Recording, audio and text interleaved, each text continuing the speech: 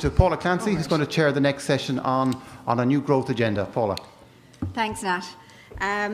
So I've just been told that our very limited time has already been reduced further to 50 minutes, which we will try to comply with. My name is Paula Clancy, and I'm really pleased to be chairing this nearly final session of the conference, and its title is A New Growth Agenda for Ireland. So I think it's a very good session, hopefully, to not only hear the speakers and the contributions that are going to be made just shortly, but also to integrate maybe a number of the points and issues that have come up in the last day or so. What we've been listening to, it struck me really forcibly again, is that session after session outlining to us in stark terms just how austerity strategies are self-defeating in their own terms, how they are causing untold harm to individuals and communities, and how they're actually destroying whole societies, as we heard particularly about Greece. And I think one of the most frightening things I heard in the account, particularly from Zoe this morning, was the rise, predicted by many, but the actual reality now of the rise of fascism in Greece, and the breakdown of institutions to deal with that. And I think that's a very stark kind of position from which we are going to try to analyse and go forward and look at what can be done. So I think we have a couple of things, or 2 or 3 challenging things to do in our 50 minutes. And I hope the coffee has jizzed everybody up, because it is late in the afternoon and it is hard to get going. But we're going to try and really pack the 50 minutes in and give everybody in the audience as well as at the table here an opportunity to, as I say, integrate the material we've heard to date. And I have put pressure on, and they promised me that the 2 speakers are also going to be energised, and so that hopefully we can keep the thing going at a pace that will keep everybody involved. There's 2 things I think we have to do just before I hand over to our first speaker. One is we have to look at the alternatives. We have to look at the positives of what we can actually do, and that's what this session is about. They've been filtering through, I think, different ideas over the last 2 days, and maybe that's the second thing we need to do, is to look at some of those more challenging ideas, particularly around how we don't return when we do recover, that it isn't back to recovery of the nature that we had pre-crisis, but that we do have a growth, whatever form it takes, that is one that guarantees us greater equality in our society and greater economic or ecological sustainability. And the other thing that I think we really do need to take account of, if we can, and it's a big agenda for our few minutes, is the political reality of how do we take these ideas outside this room, and how do we actually start getting people, those who have the power to do something about them, to listen to them and to take them forward. And if we can kind of hit all those points, we'll be doing a lot. So we have 2 speakers who are going to lead this discussion, and they're both really well placed to do so. The first, and we're going to hear from shortly, is Tom Healy. And Tom, he has a very long and distinguished biography, but in the interest of time, I'll cut it short. He has been a very long activist and person reflecting and writing about all of these issues, as well as an economic and social researcher. His current position is as director of NERI, the Nevin Economic Research Institute. Have I got it right? And NERI have recently published work they've been doing, which overlaps, I think, and supports work that's coming out of a number of institutions and organisations looking at alternatives, which I think could be termed Plan B. And I hope that Tom is going to maybe articulate out what that plan looks like.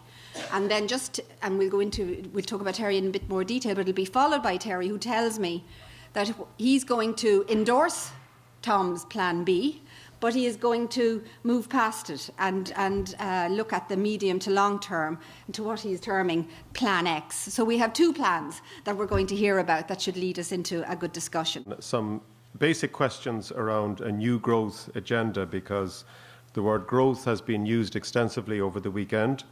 And I'd like to start by reflecting on the question of why, because people matter.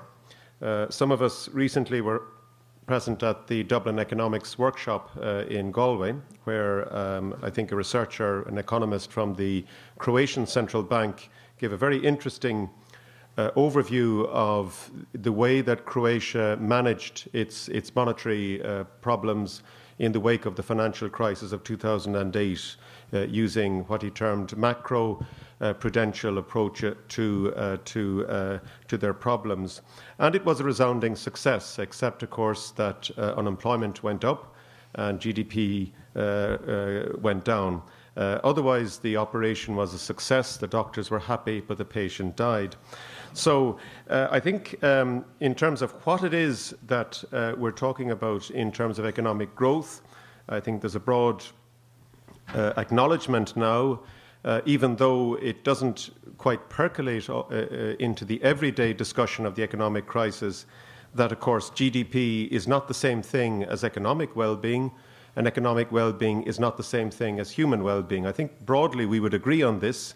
The difficulty sometimes, though, is that in our search for economic recovery, that a focus on GDP can actually neglect some of the crucial aspects of long-term sustainability and equality, and also who gets what. Who gets what? Well, I think it was Fintan O'Toole actually speaking maybe 2 or 3 years ago at this conference said that economics is all about who gets what. And then he said, of course, politics is about who gets what. And if you put the two together, you get political economy. I suggest that moral economy is about who should get what. And that is a very complex question. It is certainly one that raises fundamental questions about the nature of equality, how it might be measured, and how it might be implemented in terms of a coherent economic policy. Suffice it to say that equality of opportunity fundamentally is about human rights. It's about equality of respect and participation and recognition. All of these are important dimensions of moral economy. I'd like to draw your attention to a general election poster from the 1929 UK general election. Some of you may be familiar with this cartoon. It's a famous political cartoon from the period just before the UK came off the gold standard. And of course, there was the crash in the autumn of 1929 and the huge growth in unemployment subsequently.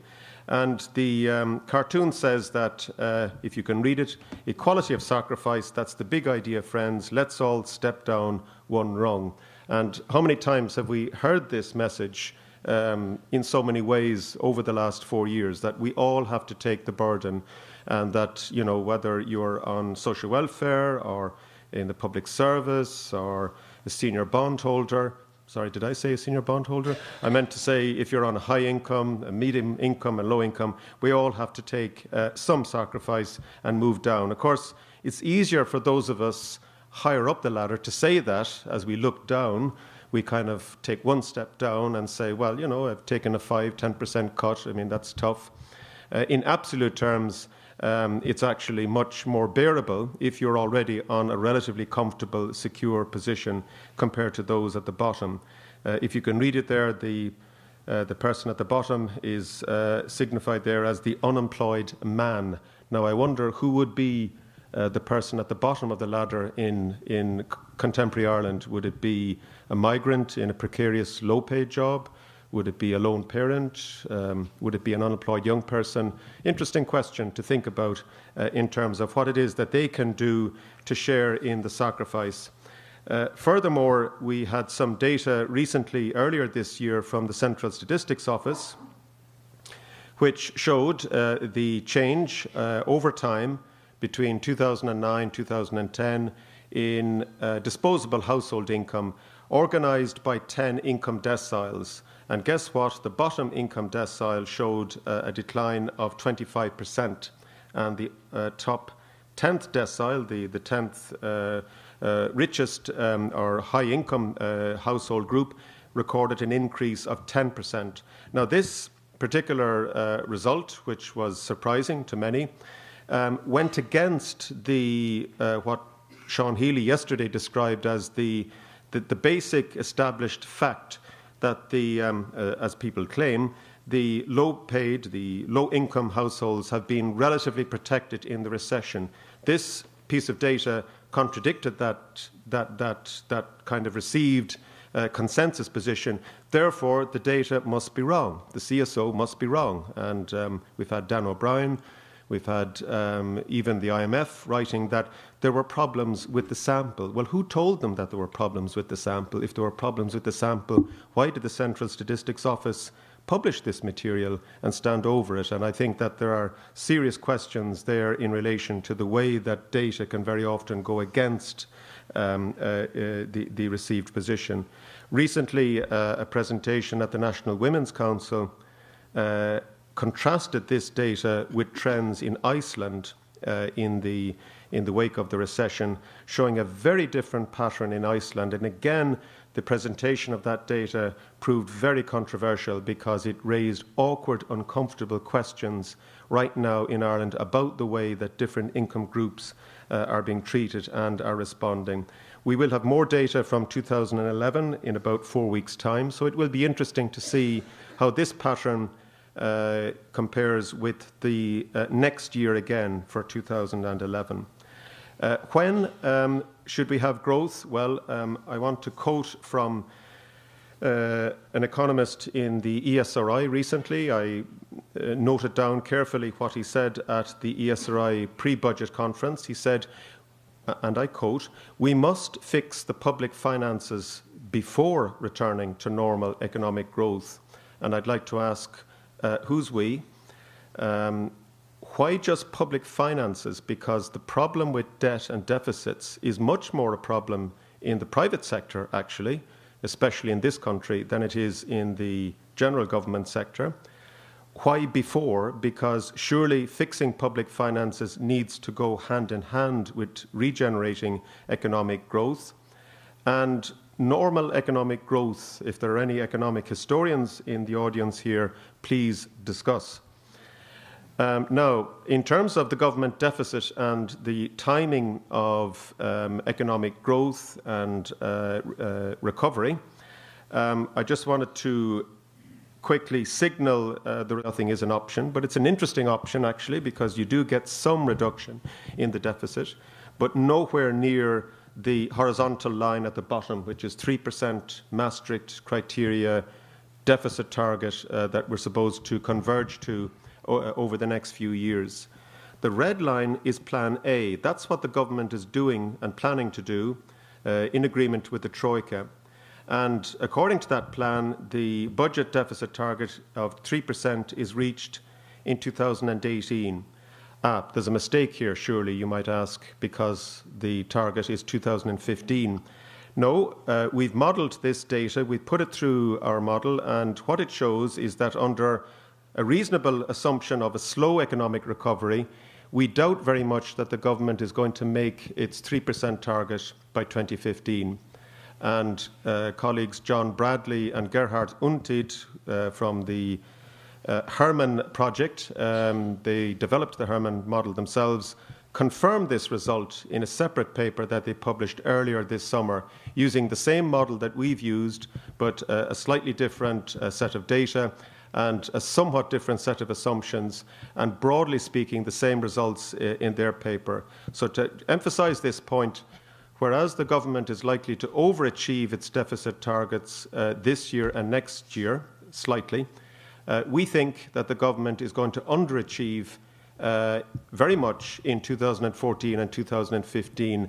And one of the reasons is because economic growth will not be as high as the government is projecting. But the main reason is that the government and the IMF and other analysts have underestimated the negative consequences of fiscal austerity, and they've acknowledged that point recently, of course, in an IMF working paper. The bottom line, the blue line, is what we term Plan B. Now, I don't have time to explain the details of Plan B in regards to fiscal adjustment. The main point is that a Plan B combines an investment stimulus and a tax-based consolidation over a period of 4 to 5 years. So it's rather different to Plan A. It accelerates the investment stimulus upfront, and there is a jobs and revenue effect from that stimulus, and that is programmed through this model. Alternatively, the light blue line, second from the bottom, shows Plan B without the investment stimulus. Now, the reason I'm showing you the red line and the blue perforated line is to tell you, to suggest that a tax-based consolidation is more efficient in terms of deficit reduction than an expenditure-based fiscal consolidation. Now, if you don't believe me, check out what the ESRI say in their Hermes working paper 2 years ago. And broadly, the same conclusion from their work is that fiscal multipliers on the expenditure side are bigger than on the revenue side. So why do people continue to claim that cutting public spending is a better way to get the deficit down than by raising revenue, when, in fact, these empirical results, at least for Ireland, using these models, suggest otherwise? I'm not claiming that the evidence is conclusive internationally in this regard, but I do think that there is a serious question here to be answered. Okay, finally, because I just want to keep to time, how is economic growth going to be brought about? And I'm suggesting that a Plan B is more than just a mere fiscal consolidation plan. It has many aspects, but let's pause for a moment and consider what is Plan A. I'm not going to go through the detail. Broadly, it's about privatising, restructuring, liberalising, reducing the size of government. I think we're all familiar with these things. And perhaps here in Ireland we have an old shannuckle, a proverb, an old saying that, you know, things could be worse. Sure, it could be worse. We could have had more privatisation. We could have had even more cuts in public expenditure. And just look at what's going on in Greece and in the Baltic republics.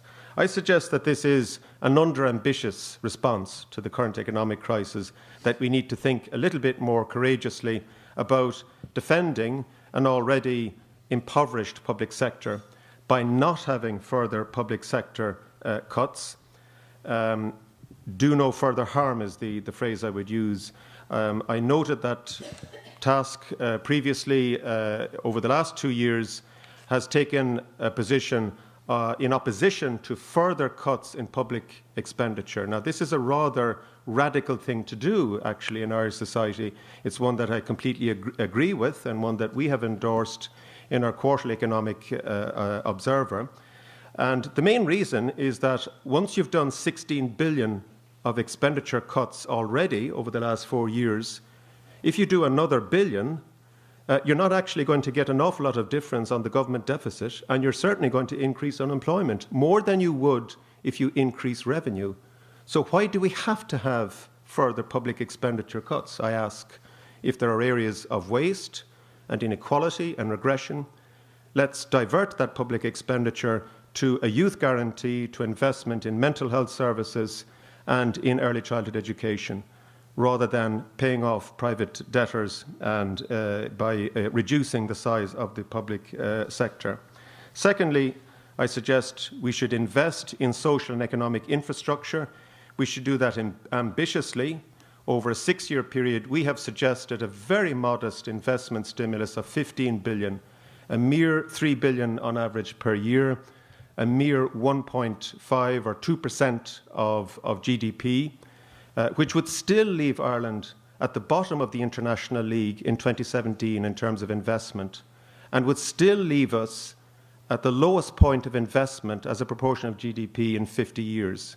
We're now at the lowest level of investment since the 1960s, since the early 1960s. That puts in context the government proposal of 2.5 billion investment over 8 years, much of which is not additional, and some of which is explicitly linked to the sale of state assets, and the timing of which will be conditional on further sale of state assets, and that is something I think that progressive economists cannot endorse. A third strand to a Plan B is to afflict the comfortable through, among other things, a fat tax. And I'm not talking about polyunsaturated fats and sugars. I'm talking about a financial assets tax. You know that there's about 20 billion of gross income in this country earned by the top 5% of earners, according to Revenue Commissioner data in the public domain over the last 2 weeks. And the average effective tax rate, including USC and PRSI, is 36%. That, I suggest, is a scandal 4 years into this current economic recession.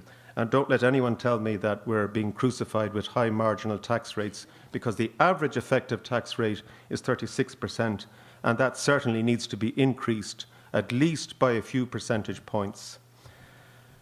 To comfort the afflicted. This is difficult because very often the afflicted have few people to defend them. And I'm thinking in particular of lone parents, children, families and young people. And I think we need to stand up together or else be slaughtered together, if I could put it that way. And I think it's extremely important, especially with the younger generation, that we have a strong intergenerational compact and understanding that involves the community sectors and organisations and the trade union movement. Just to remark, I'm delighted that the trade union movement and the community sector together is demonstrating on the streets of Belfast today. I would have been up there were it not for this conference. We need to talk about private debt and how we could negotiate debt write-downs, not just a rescheduling of debt, but actual debt write-downs. Otherwise, we're leaving the problem to future generations. We need to reform public and private sectors.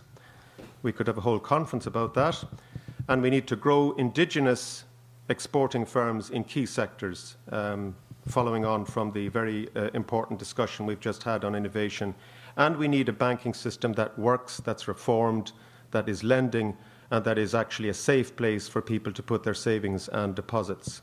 In conclusion, would it be possible to imagine the following at the FEPS TASC annual autumn conference in 2022, which hopefully will not be here because Croke Park won't be big enough?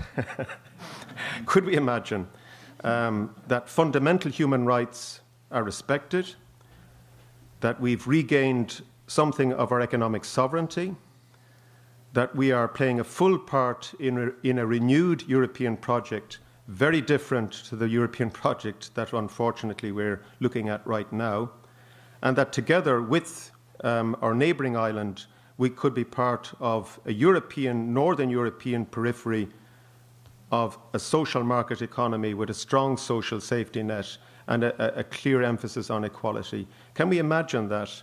Because if we can, what's to stop us? And all this research and all this discussion does have a purpose, I suggest. Thank you.